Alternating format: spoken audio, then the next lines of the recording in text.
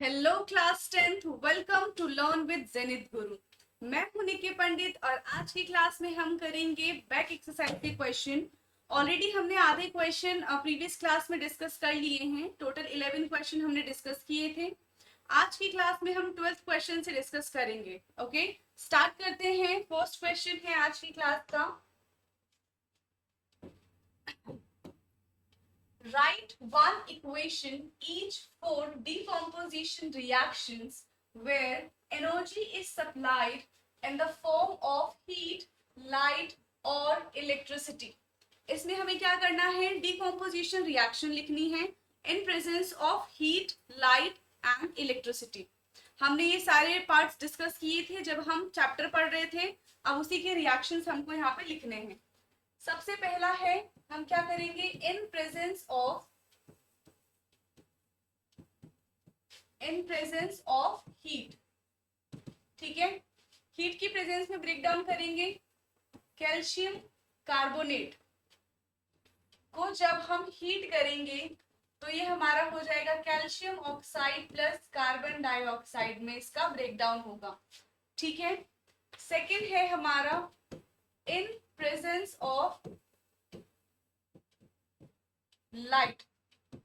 Light की presence में break down होना, इसका क्या एग्जांपल है, जब हम एजीबीआर की जगह हम एजीसीएल भी ले सकते हैं। ठीक है, दोनों का ही ब्रेक डाउन होगा in presence of sunlight.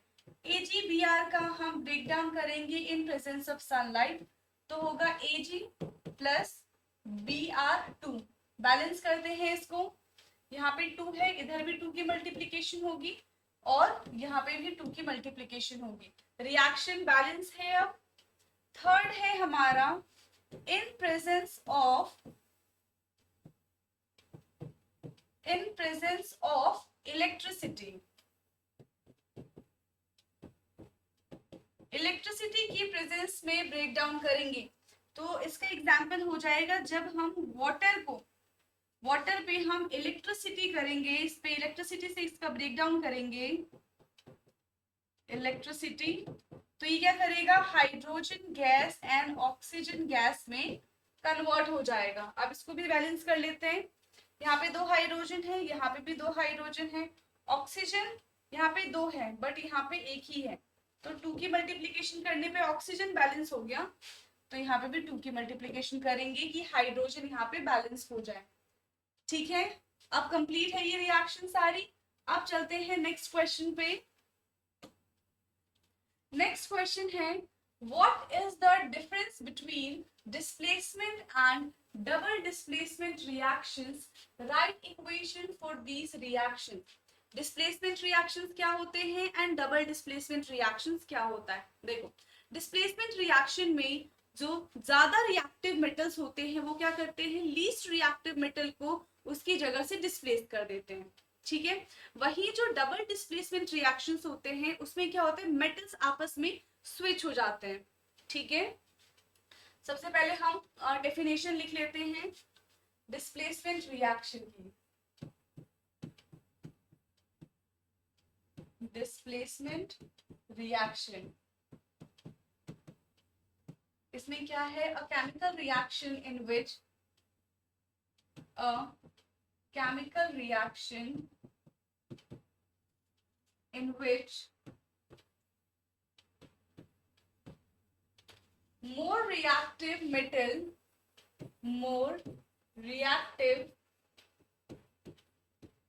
metal displace least reactive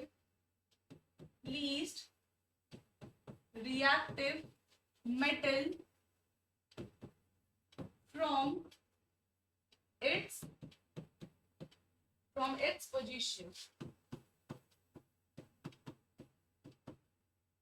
or from its compounds। इसका एग्जाम्पल क्या हो जाएगा, जैसे कि जिंक प्लस आयरन सल्फेट है। यहाँ पे क्या होगा, जिंक ज्यादा रिएक्टिव होने की वजह से आयरन को उसकी जगह से डिस्प्लेस कर देगा और वहां पे जिंक आ जाएगा। तो जिंक की आते ही बन जाएगा ये zinc sulphate. ZnSO4 plus Fe। Reaction balanced है ऑलरेडी, ठीक है। अब इसके बाद आता है double displacement reaction. Double displacement reaction. Double displacement reaction में क्या होगा? A chemical reaction, chemical reaction in which metals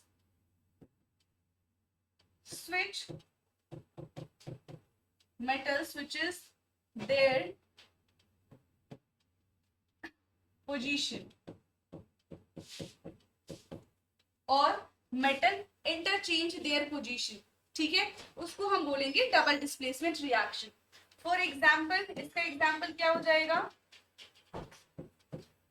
Na2SO4 plus BaCl2 gives, इसमें हमारा हो जाएगा 2 moles of NaCl plus BaSO4। और जो यहाँ पे BaSO4 बना है ना, ये क्या है? एक पीपीटी है, प्रेसिपिटेट, जो कि सोल्यूशन में डिसॉल्व नहीं होता है, उसको हम बोलते हैं पीपीटी। ठीक है, क्लियर है? चेक करो इसको एक बार, सारी रिएक्शंस हो गई हैं आपकी। ओके, ये हमारा है डबल डिस्प्लेसमेंट रिएक्शन। नाम लिखना चाहो तो नाम भी लिख लो। ये है हमारा सोडियम सल्फेट, सोडियम सल्फेट, और ये है हमारा बेरियम क्लोराइड।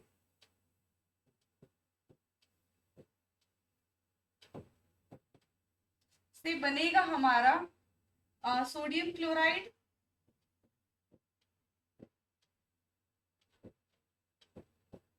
और यहाँ पे है हमारा बेरियम सल्फेट।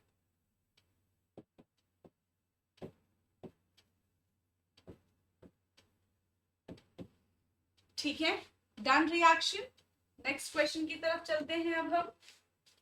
नेक्स्ट क्वेश्चन है, in the refining of silver the recovery of silver from silver nitrate solutions involve displacement by the copper metal. Write down the reactions involved. ठीक है, इसमें क्या कहा है? सिल्वर नाइट्रेट का रिएक्शन कराया है किसके साथ? कॉपर के साथ। तो क्या रिएक्शन बनेगा हमको ये बताना है। तो सिल्वर नाइट्रेट का फॉर्मूला क्या हो जाएगा? AgNO3, क्योंकि दोनों की वैलेंसी 1-1 होती है। इसका रिएक्शन जैसे ही हम कराएंगे कॉपर के साथ, क्योंकि कॉपर क्या है? हाईली रिएक्टिव मेटल है एज कंपेयर टू सिल्वर, तो वो क्या करेगा? सिल्वर को उसकी जगह से हटा के वो खुद सिल्वर की जगह पे आ जाएगा। तो यहाँ पे हमारा बन जाएगा CuNO3 का whole twice plus Ag। Balance कर लेंगे तो यहाँ पे जाएगी 2 की मल्टीप्लीकेशन। ठीक है, यहाँ पे हो गया 2 की मल्टीप्लीकेशन। Ag बैलेंस नहीं है तो यहाँ पे भी 2 की मल्टीप्लीकेशन करना पड़ेगा Ag को बैलेंस करने के लिए। नाइट्रेट हमारा बैलेंस है पर कॉपर बैलेंस नहीं है। कॉपर है यहाँ पे NO3, ओके, सारी चीजें बैलेंस है। देखो, सिल्वर यहाँ पे 2 है, नाइट्रोजन 2 है, ऑक्सीजन 6 है, कॉपर 1 है। और यहाँ पे क्या हो रहा है? कॉपर यहाँ पे 1 है, नाइट्रोजन 2 है, ऑक्सीजन 6 है और सिल्वर भी 2 है। देखो, ये एक बैलेंस रिएक्शन है कि नहीं है? ये हो गया बैलेंस हमारा। ठीक है, नेक्स्ट क्वेश्चन है 15। What do you mean by a precipitation reaction? Explain by giving examples. Precipitation reaction अभी बताया क्या होता है? जो सॉल्यूशंस में डिसॉल्व नहीं होगा, ठीक है, वो नीचे जम जाता है, बैठ जाता है नीचे, उसको हम कहते हैं वो प्रेसिपिटेट बन गया। ठीक है, उसकी पीपीटी बन जाती है। तो इसका क्या लिखेंगे हम answer? What do you mean by the precipitation? In a reaction substance is insoluble in a reaction, substance is insoluble in given solvent। ठीक है, जो भी सॉल्वेंट है उसमें जो भी हमने सब्सटेंस डाला है वो इनसॉल्युबल होगा और पीपीटी बनाएगा। इसका क्या एग्जाम्पल हो सकता है? अभी हमने देखा था, अगर मैं सोडियम सल्फेट को इसका रिएक्शन BaCl2 के साथ करा दूं तो बन जाएगा NaCl बनेगा एक, जो कि डिसॉल्व हो जाएगा। दूसरा बनेगा हमारा BaSO4, ठीक है, बेरियम सल्फेट। तो जो हमारा BaSO4 बनेगा ना, ये एज अ पीपीटी काम करेगा, ये डिसॉल्व नहीं होगा एक रिएक्शंस में। क्लियर है? नेक्स्ट क्वेश्चन है, explain the following in terms of gain और loss of oxygen with 2 examples each. Oxidation और रिडक्शन बताना है सिर्फ ऑक्सीजन के टर्म्स में, ठीक है, कि ऑक्सीजन का गेन हुआ है या फिर लॉस करके। तो सबसे पहले हम करेंगे ऑक्सीडेशन। ऑक्सीडेशन में होता है हमारा गेन ऑफ ऑक्सीजन, ठीक है। तो इसमें क्या हो जाएगा, copper plus oxygen will give copper oxide. तो यहाँ पे कॉपर का जो है वो ऑक्सीडेशन हुआ है, ठीक है। नेक्स्ट क्या एग्जाम्पल हो सकता है, यहाँ पे हो जाएगा हमारा, नेक्स्ट है हमारा CO प्लस H2। तो यहां से बन जाएगा CO2 plus H2 will give CO plus H2O। तो देखो यहाँ पे ऑक्सीडेशन कैसे हो, पहले H2 था, यहाँ पे जाते ही वो H2O हो गया, तो यहाँ पे भी ऑक्सीडेशन हो गया। ये है एग्जाम्पल ऑक्सीडेशन का। नेक्स्ट है हमारा रिडक्शन।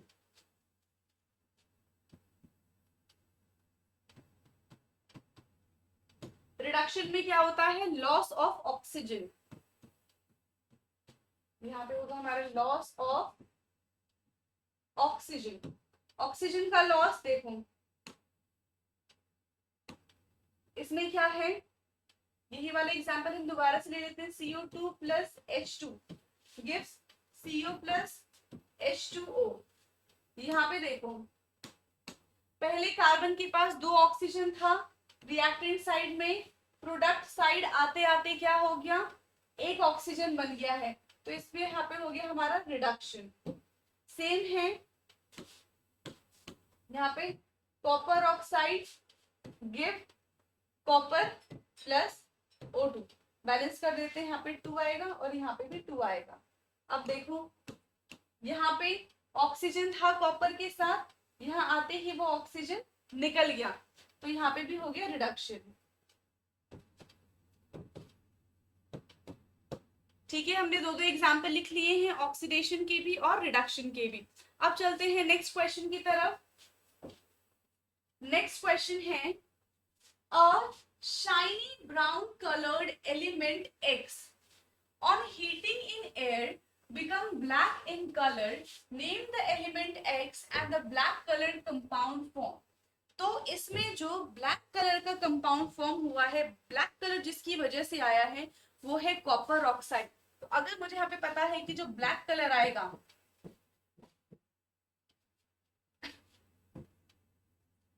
ब्लैक कलर है हमारा कॉपर ऑक्साइड का, तो कॉपर ऑक्साइड अगर हमारा ऐसा प्रोडक्ट आया है, यानी कि रिएक्टेंट में भी कॉपर और ऑक्सीजन ही रहा होगा, तो इसका रिएक्शन क्या हो जाएगा, when copper and oxygen react it will give copper oxide.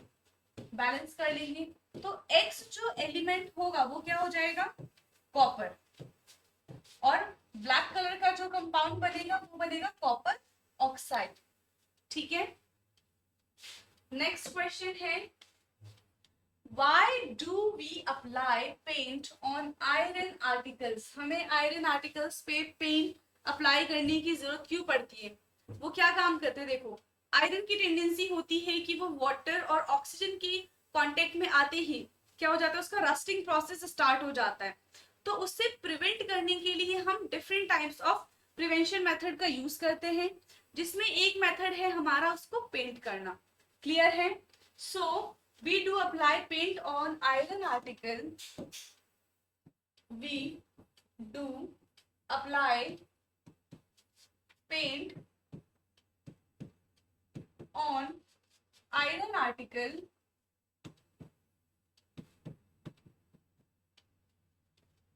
to prevent it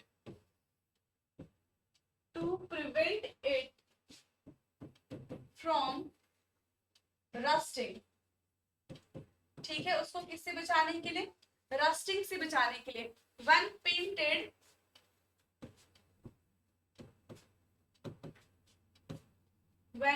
painted, the moisture and air is cut off from that metal. जिस भी मेटल पे हम ये पेंट कर रहे हैं, फिर क्या होगा? पेंट करने से जो डायरेक्ट कांटेक्ट था वाटर और ऑक्सीजन का, उसमें क्या आ जाता है? उसमें रुकावट आ जाती है, उसमें कट हो जाता है. ठीक है, तो वो डायरेक्टली रिएक्ट नहीं कर पाएगा, जिससे हम आयरन को प्रिवेंट कर सकते हैं. क्लियर है? अब नेक्स्ट क्वेश्चन है, oil and fat containing food items are flushed with nitrogen. Why? जितने भी पैकेट्स वाली चीज होती है उसमें नाइट्रोजन भरा जाता है, उसके पीछे का क्या रीजन है? देखो, नाइट्रोजन एक इनर्ट गैस है, जो कि अगर हमने किसी भी चिप्स के पैकेट में नाइट्रोजन गैस भरा है तो वो उसके साथ रिएक्ट नहीं करेगा, क्योंकि इनर्ट गैस क्या करता है? रिएक्शन उतनी जल्दी शो नहीं करता है. वहीं अगर हम ऑक्सीजन की बात करें तो ऑक्सीजन बहुत ही ज्यादा रिएक्टिव होता है, इसलिए हम उसको ऑक्सीजन को यूज नहीं करते हैं. ठीक है, तो इसका आंसर क्या हो जाएगा? Oil and fat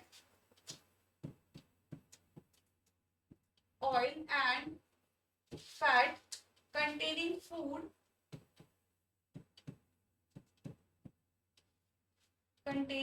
food items are flushed with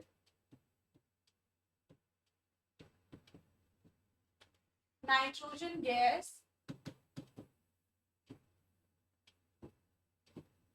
because nitrogen is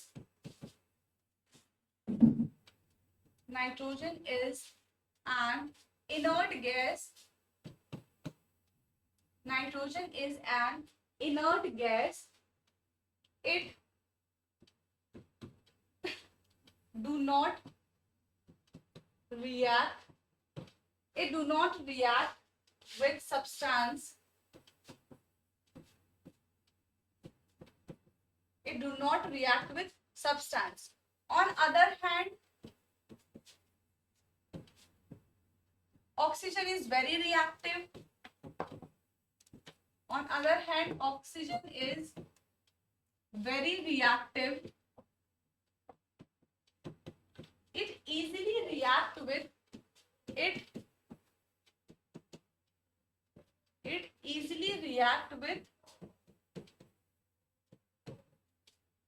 substances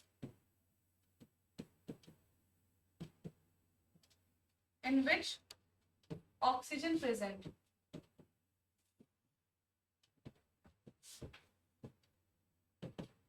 ठीक है, इसीलिए हम नाइट्रोजन गैस को यूज करते हैं. Okay, 20th question, explain the following terms with one example each. सबसे पहला है कोरोजन. कोरोजन क्या होता है? जब मेटल डिस्ट्रॉयड होना स्टार्ट कर देता है in presence of oxygen and water, उस टर्म को हम कहते हैं corrosion.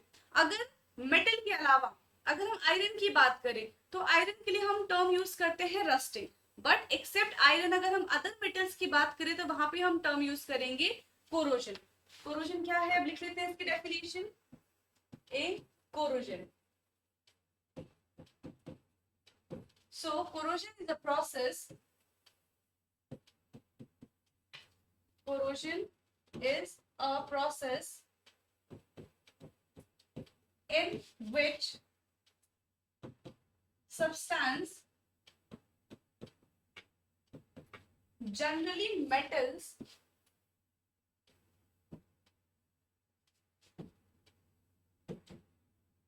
get destroyed in presence of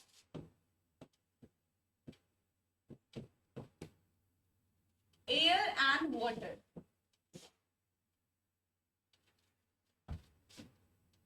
तो ये हो गया हमारा कोरोजन, ठीक है। इसकी इक्वेशन क्या हो जाएगी? आयरन ने ऑक्सीजन के साथ रिएक्ट किया और वाटर के साथ रिएक्ट किया, तो हमारा बनेगा hydrated iron Fe2O3 x moles of H2O। Balance करेंगे तो यहाँ पे आएगा 2 और यहाँ पे है 2, ठीक है, तो इसको 4 करना पड़ेगा, 4 और यहाँ पे आ जाएगा 3 एंड ये है हमारा x मोल्स ऑफ वाटर। इसके बाद है, इसमें एक एग्जाम्पल भी देना है कोरोजन का, तो कोरोजन का एक एग्जाम्पल क्या हो जाएगा? सिल्वर।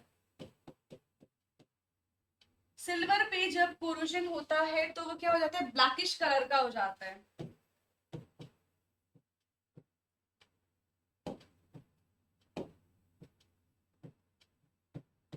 ठीक है, वो ब्लैकिश कलर का हो जाता है। फिर कॉपर, कॉपर क्या होता है? ग्रीन कलर का हो जाता है।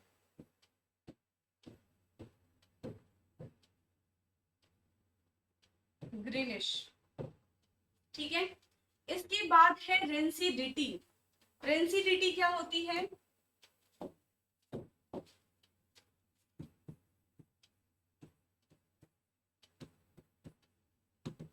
रेंसिडिटी होता है जब फूड के अंदर जो ऑयल और फैट प्रेजेंट होते हैं वो एयर के साथ रिएक्ट करके उसको ऑक्सीडाइज कर देते हैं, तो उसमें से एक स्टिंकिंग स्मेल आती है और उसका जो टेस्ट है वो भी चेंज हो जाता है। यानी कि जब फूड खराब हो जाता है उस टर्म को हम बोलते हैं रेंसिड, यानी कि रेंसिडिटी। इसमें कैसे लिखेंगे इसको हम? Rancidity, it is an oxidation process, it is an oxidation process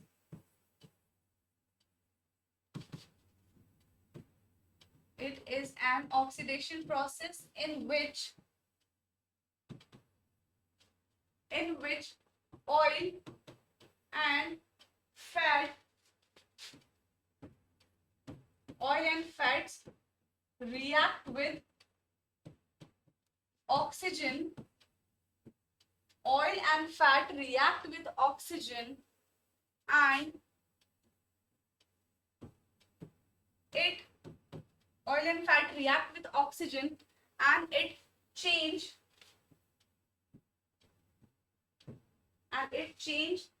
the taste and smell of food। कैसे स्मेल हो जाती है? स्टिंकिंग स्मेल हो जाती है, ठीक है, बेकार स्मेल हो जाती है। Change the taste and smell of food. Food get rancid, it tastes bad, it tastes bad, ठीक है। तो इसको हम बोलते हैं रेंसिडिटी। क्लियर है इतना? अब हमने पूरे एक्सरसाइज के क्वेश्चंस खत्म कर दिए हैं। चैप्टर आपका पूरी तरीके से खत्म हो चुका है, ठीक है। नेक्स्ट क्लास में हम करेंगे नेक्स्ट चैप्टर, तब तक आप इसको प्रिपेयर करिए। Okay, thank you.